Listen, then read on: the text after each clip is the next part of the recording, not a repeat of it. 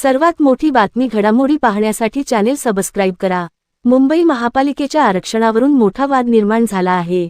शिवसेना ठाकरे गटाच्या नेत्या आणि माजी महापौर किशोरी पेडणेकर यांनी या संपूर्ण प्रक्रियेवर तीव्र आक्षेप घेत सरकारला कडक इशारा दिला। आदिवासी प्रवर्ग सेंट का वगळला? किशोरी पेडणेकर यांनी सर्वात मोठा प्रश्न एसटी प्रवर्गाबाबत विचारला। मुंबई महापालिकेत अनुसूचित जमातीचे सेंट 2 नगरसेवक निवडून आले आहेत।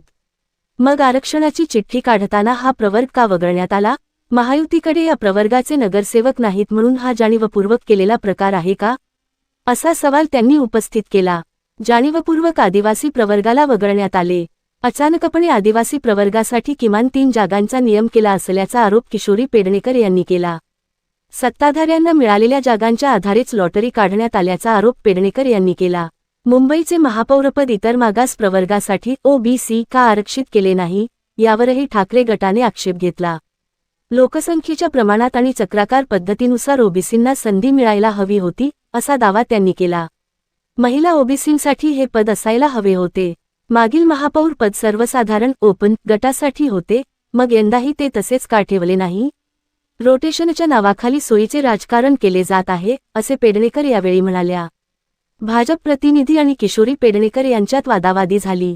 यावेळी तुमचे आक्षेप नोंदवण्यात आल्याचे प्रशासनाने सांगितले।